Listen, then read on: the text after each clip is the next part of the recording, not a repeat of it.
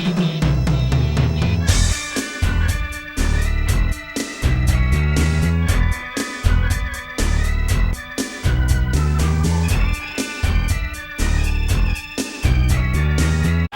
underway once again here on Charter Communications with the Wild World of Wrestling. Tim Miller being joined by Ben Simon for 30 minutes of the action-packed excitement that you can only get here from the MMWA. Indeed, Tim Miller. Welcome to the Wild World of Wrestling. Ben Simon and Tim Miller here at ringside, and quite the tough challenge here for Andrew Wilder as he takes on Granite City's own Mephisto, a man with a very controversial past here at South Broadway Athletic Club and who recently has returned. I don't know what he's up to, Tim. I've learned one thing. I've dealt with Mephisto all across Missouri and Illinois, and I've got to say, Mephisto is never sincere to his word. Before this match, he was apologizing to the crowd for all the ill things he had done. Well, I don't believe it one bit. Nice Japanese arm drags for one right there by Mephisto as Andrew Wilder needs a little time to regroup. He's definitely a cult of personality, talking about Lynn Mephisto, and he's in there against a rookie in Andrew Wilder. And Wilder getting into it with the ringside fans. What a way to kick off the episode here this week. The youngster Wilder trying to collect himself here on the floor. You're right, Ben. A heavy task ahead of him here with Mephisto. Indeed, and that's not an understatement. A 100-pound weight difference here, I've told, between these two men right here. Andrew Wilder has, actually last month he picked up a win here at South Broadway. And this guy, there's been some talk in the back. I don't know if he's rubbing some people the wrong way with his attitude, but he's a little too cocky for some people's taste, being as new as he is. He's had about, 10 or so matches here at South Broadway. Been here just under a year. So, Mephisto more of the veteran here, but who knows how much longer Mephisto is going to be around, but this is going to be a very tough challenge. Fans, if you like what you're seeing right now, be sure to come back to South Broadway and join us on Saturday night, April the 6th. We're going to be back here at South Broadway. Oh my goodness! And Wilder lands right on his head and propelled right outside the ring. That was intense, Tim. That was devastating offense being delivered there by Mephisto. And Mephisto doing the right thing, staying on the attack, giving no quarter, set him up for the suplex, got the youngster up. Look at the power being shown here by Mephisto, Ben Simon. And, it doesn't take much. This is a workout here from Mephisto, holding the young man above his head and dropping him like it's nothing. And J. King is going to make the count, and it's just a 2. Fans, a lot of you may have noticed, and some of you might be watching right now, Wild World of Wrestling on YouTube, and we are now simulcasting the episodes up right after it's on TV. You can see them on YouTube for the first time. So this is just going to bring our viewership more to a complete circle, if you will. Oh, right over the top rope, and he hit that apron hard, did Andrew Wilder. The spinal area being compromised, and Mephisto, he's not going to give the man an inch, going to stay on the attack, going to introduce him here to that ringside railing. Oh! Ooh. And the fans right there are getting a treat right there with the ribs of Andrew Wilder crunching right in front of him. Mephisto just took someone's beer and some ice to the face. Maybe that was water. Who drinks beer with ice? Mephisto pitching the man back in the ring. And we're back to square one. One fall, 15-minute time limit. Nice move there by Andrew Wilder, taking out the knee of Mephisto. And you don't know how big of a crippling maneuver that can be, taking out someone's leg like that. The inability to stand is absolute. And Mephisto into the ropes. Referee J. King, just a 1. Fans, this month on Wild World of Wrestling, you will see the TV Championship on the line. Jimmy D defending against the returning Phil E. Blunt. What a match that's going to be. We want you to stay tuned every Friday night this month on Charter at 6 p.m., channels 8 and 89. And if you watch it later on YouTube, more power to you. Find more at stlouiswrestling.com. Andrew Wilder grapevining the leg of Mephisto, going for a submission hold. I don't think he's going to submit, though, Tim. Oh, no. Mephisto, he's not the type of guy that's going to lay there and tap out. His manhood in question, no doubt about it. Not to a rookie, at least, Ben Simon. Absolutely not. And he's going for that knee, taking down the padding around Mephisto's leg, and another elbow dropping down on it. Mephisto has had some inactivity. Well, Wilder has his fans here. He asked, do you want me to break his leg? And somebody said, yeah. Mephisto's had some inactivity recently before the last few months, so we'll see how that plays out. So far, he's been the badass that we all knew, out of control, not easy to deal with. But that's your doing, Tim Miller, and that's Tony Costa's dealing. I don't have to deal with that this time around, so that's good enough for me. Mephisto seriously inhibited by that sore leg, or the injured leg right now, inflicted by this youngster, Andrew Wilder. Andrew Wilder's chest a beet red, and he's taking some forearms to the chest and the face. Nice drop kick. You don't see that too often by Mephisto, but he's going to pay for it. His leg, he is in agony right now. 5 minutes have expired. 5 minutes down. And we're a third of the way through the match, and Mephisto feeling the frustration here. It must be frustrating for a man like Mephisto to not be able to put a man away of Andrew Wilder's stature. It's got to be frustrating, and he can't even hold his own weight. That knee, it's given out, and Wilder going for the finish here, but oh, look at the power of Mephisto once again. He's got him up. Oh my God, look at that driver. That's got to be it. No doubt about it. Mephisto with the win. The winner by pinfall, Mephisto.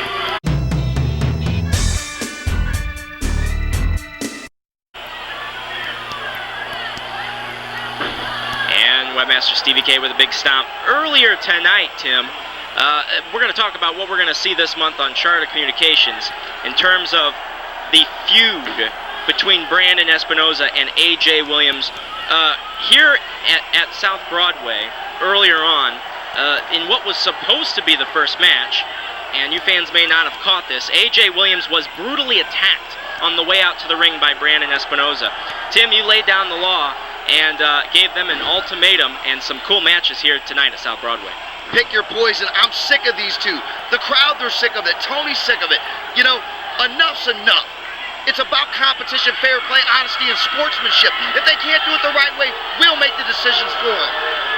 And so, this month on Charter, you will see A.J. Williams pick Brandon Espinoza's opponent for a match, and vice versa. Espinoza pick A.J. Williams' opponent for a match. And I can't wait until, in the future, inevitably these two meet once again. And Webmaster Stevie K not really liking what's going on here. I think Moondog Rover was biting him, and that doesn't fare too well for this man from California. Oh, and there's a rope to the groin. That's always pleasant. What do you think about the rope to the groin, Tim Miller? Well, if his internet activities go hand in hand with that area, his evening's cut short. Moondog Rover. There's some punches right to the head of the Webmaster, Stevie K. And a headbutt. And Stevie is down. We're going to see which one of these guys tires out first. This could be a battle of stamina at this point. There's a clothesline of his own. Sends Stevie K down. And now he wants to keep Stevie K grounded, does the Moondog. Big clubbing blow to the chest. 5 minutes have expired. 5 minutes have elapsed. A double stomp there between the knees by the Moondog. That'll rattle your brain. Of course, you fans watching and seeing Moondog Rover for the first time, you may recall the Moondogs out of several East Coast promotions in the 70s and 80s. Moondog Rover continues that great tradition and that lineage of these men who hit the others with the bones. That's all, the best way I can put it.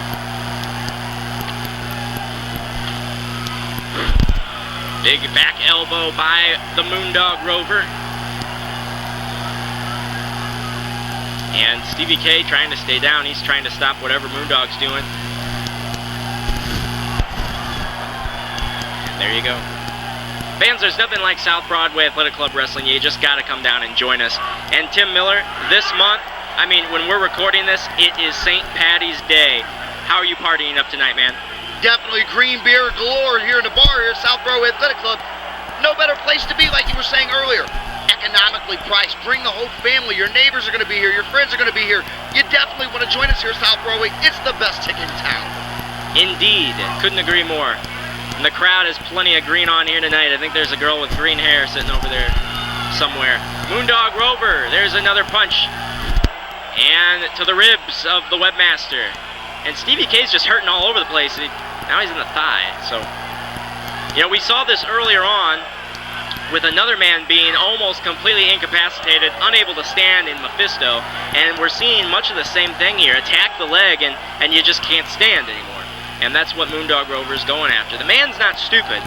He's a simple guy who likes to bite people. He's dangerous, and what he does is illegal right now, but he's not a stupid guy. He knows how to incapacitate an opponent and win a match.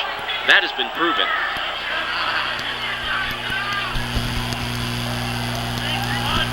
Whoa. And there's a takedown there, a trip by Webmaster Stevie K. And he's breathing heavy, but he's on top now. This is what he really needs. And only a 1 count.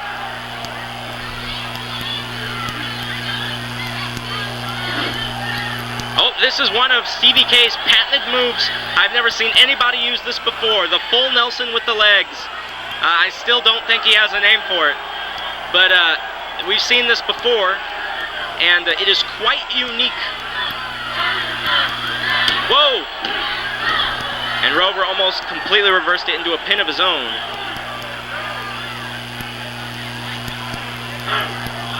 And a couple more punches there by the Webmaster, Stevie K. And now Moondog Rover looking to come back here. Oh. I've just noticed Moondog's bone, as always, over there in the corner. Very conspicuously placed by the big man. But he always has it near. He insists that he will have it. And he promises he's not going to use it.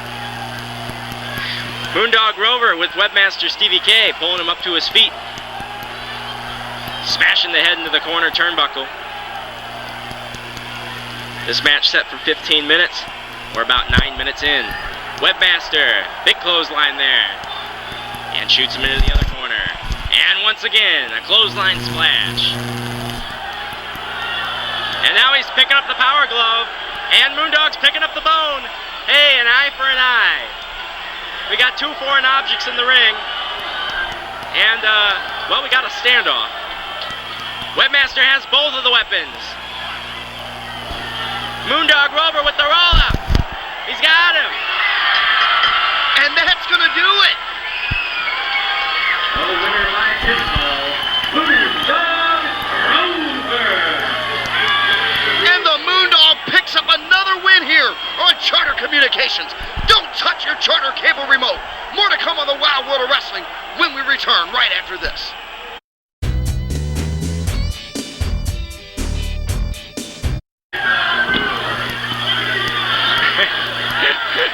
Welcome back to Wild World of Wrestling, everybody.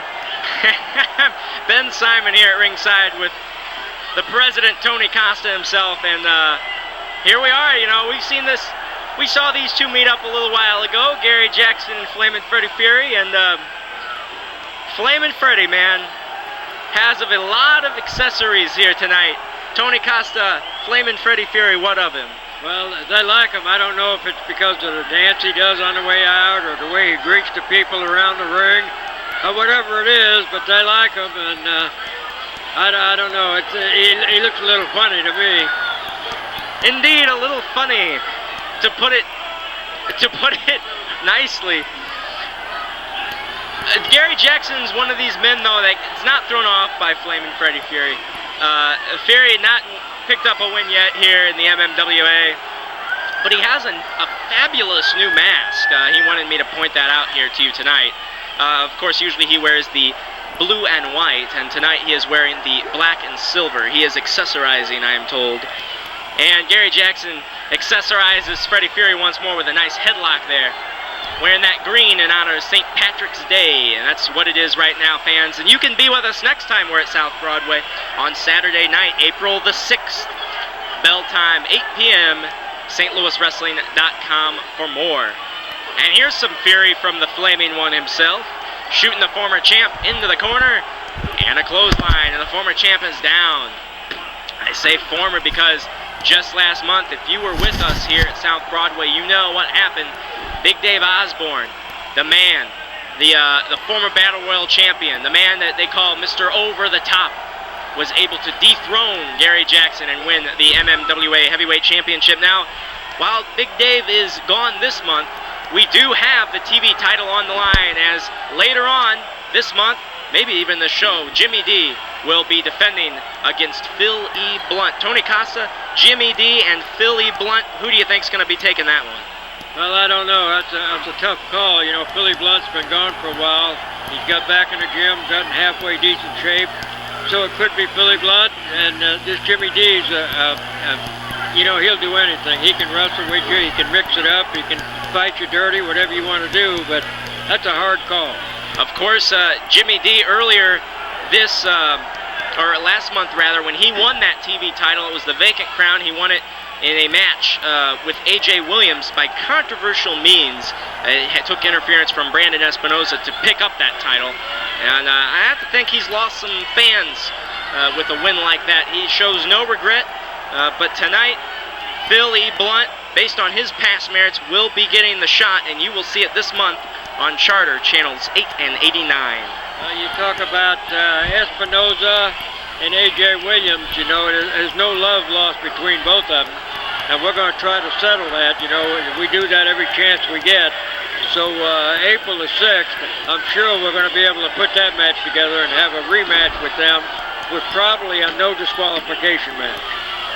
So, are you making it official, Mr. Costa? I probably will before the end of the night's over. Wonderful. That is a match we would love to see. And whether it happens or not, fans, April 6th here at South Broadway, you got to be here. It's going to be a good time. Tim Miller, welcome back to the broadcast station. This Flamin' Freddy Fury, I noticed you were out of the building when he came in. What do you have to say? I went and found myself a secluded area. You know, when this guy comes to the ring, all bets are off. You've experienced his unique entrance yourself, Ben Simon. I have indeed, Tim.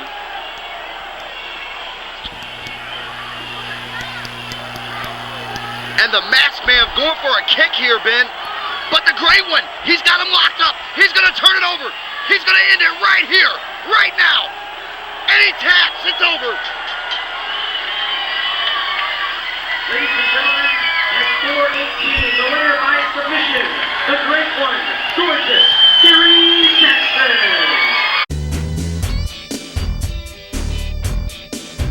And Lumberjack Gabe's boot is coming off. Matt King, this could be to his advantage. Big knee drop there by this man who just debuted late last year. Whoa, and Matt King going over those, whoa, look at that, whoa, over the top rope. And I'll tell you what, these ropes are kind of loose. These are not super tight ropes, and so he went right over the top rope.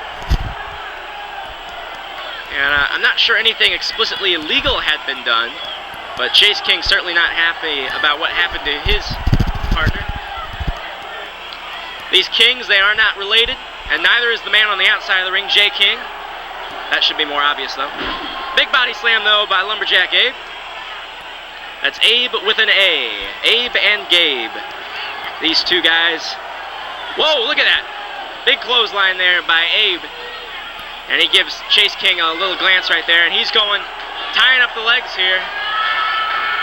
And just laying on him. Wow. A passive maneuver, but yet a very effective one. And the weight of the Lumberjack, all of that weight right down on the back. Look at the legs being twerked, the chin being pulled back. Devastating. Yep. Indeed it is. But to his credit, Matt King not resigning from the match. Only a 2. The thing is, this is such a big opportunity for Matt and Chase. The Lumberjacks, to be quite honest, come around maybe once every couple of months here. And sometimes they're in singles competition. If you can really make your mark over the Lumberjacks in a tag team match, it only comes once in a blue moon. And that's what the Kings need, to be quite honest. They need to take the Lumberjacks out while they can. The chance may not come by too often. A rope rake to the eyes of Matt King. And look at Chase in the corner. He wants in the worst way. Chase King, been around the scene for, I guess, about 4 or 5 years at this point. He's in shape, better looking than ever. And Lumberjack Gabe nailing the legs with that elbow of Matt King. Matt King is just laying there like a rag doll, unable to get any offense in. Whoa, and Gabe smacks his head right into the post. This shows you why this tag team, they're so dominant. You know, they're not bronzed statues of sculpted men of mythology, these Lumberjacks, but once they get you in your corner, you're not getting out easily, Tim. No doubt about it. They're two big, bad customers. They get you in that corner, they're going to work you over. For that matter, they get you anywhere in the ring where they can get an advantage, they're going to work you over. As you're seeing King going right back down to the hard floor here. And I agree with everything you said, Tim. Matt's on the outside and laying flat on his back. And if it wasn't for Chase throwing him back in for the Wolves, this one would be over on a count out. But he knows he's in no condition to fight. He's got to fight right here. He's just got to turn around and make the tag to Chase. And now look, Matt has a one-up on him. He has Gabe down. He needs to make the tag. This is foolish of him. He knows what situation he was just in. Things can change on a dime. Just like that. Now look. Now Chase is in, having to be held back by the ref. And now look, here's classic tag team. Scheming 101. Lumberjack Abe, he knows when he can come in. The ref's back is turned. Use it 100% to your advantage. And now Abe is in legally. Chase is in. Chase King, the fresh man in. But for that matter, Abe is too. We got a slugfest here. Nothing glamorous about it. Just some pushing and shoving. And Abe has got him in the corner. Both of the Kings are in dire straits. With Gabe, he has Matt on the outside. And Abe with a snapmare on Chase King on the inside. But the men in the ring are the legal ones. A code breaker knee drop. Whoa, he caught him with that, didn't he? Chase King going up. Oh, the senton splash misses. I think he overshot him too. And now Abe's got him right where he wants him. Shoots him off into the ropes. And a big boot. Wow, you know, that knee breaker, I'm sorry, well, the face breaker, it was the face that was breaking, not the knee. That was amazing. A great come from behind move for Chase King, but his time may have passed. The window of opportunity is just so small. And now back to the tag team action. Gosh, you know, Lumberjack Gabe in there and nails Chase King once again. Fans, if you like what you're seeing, be sure to check us out again on Saturday night, April the 6th, back here at the South Broadway Athletic Club. For more information, stlouiswrestling.com. That's Saturday night, April the 6th. You don't want to miss it. We have, earlier on tonight, Tim Miller laid it down. He said, hey, Brandon Espinoza versus AJ Williams for the junior heavyweight crown next month, April the 6th. And I'll tell you what, if Brandon Espinoza does not show up, then I guess he loses the title. So that's where that stands right now. For more information as it becomes available, stlouiswrestling.com. Tim, a lot of happenings going on here at South Broadway. Definitely. Things are changing. The atmosphere is going to the better, in my opinion. The competition never been brighter. Action-packed excitement. The fans getting their money's worth. This is what it's all about, Ben Simon, right here. Indeed it is. And Abe with another slam to the leg. And Matt King is in pain. You know, somehow they get Matt King in there again. It's just really tough. You gotta imagine that Matt King has not recovered since the last time he was in the ring. And the Kings were going for something unique, something dynamic. They were going to go to the swift tags. But when one guy isn't fully recovered, it's tough to do. And it's safe to say the Lumberjacks have only been in trouble really one time in this match, and it was from that Chase King face breaker. But then immediately they were able to recover. So very talented, large pro wrestlers. I mean, no better way to put it. The Lumberjacks right here. And Gabe's going for the pin again, and Nick Ryder is saying, no, break it up. get back to your feet, and that's what they're doing. Lumberjack Gabe with Matt King in the ring. King ENT versus the LJs. And Matt King, oh, big running crossbody, takes him down, but they are in the ropes. Small ring, guys. You got to get them in the middle. And, man, what a great maneuver by Matt King. And he's frustrated now. The rookie frustration, what we talked about earlier. We've seen it from several guys. We didn't see it from Arachnia, because Arachnia was Brandon Espinoza under a mask. We were later revealed to find out, but right now we're seeing that rookie frustration from Matt King.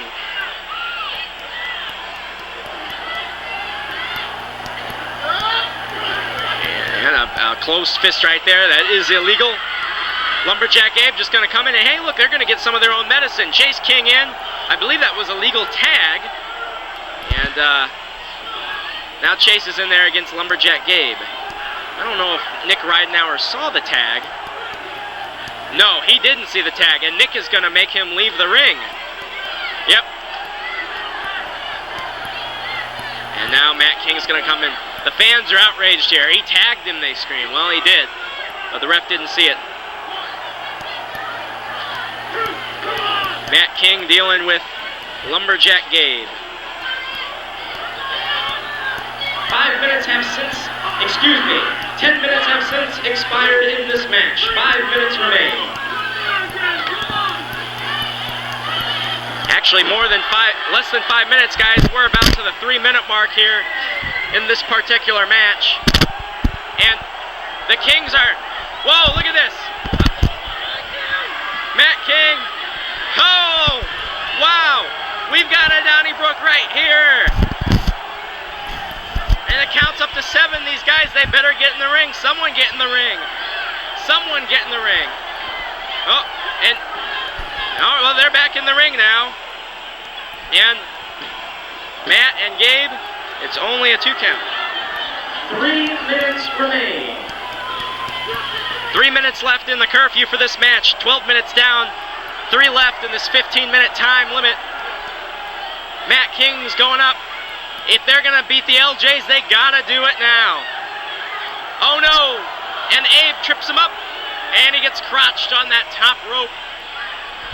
Time is dwindling, Tim Miller, for the Kings to take down the LJs. Quickly running out of time. We're running out of time on Charter here this week, too, fans. We're going to stay with this as long as we possibly can.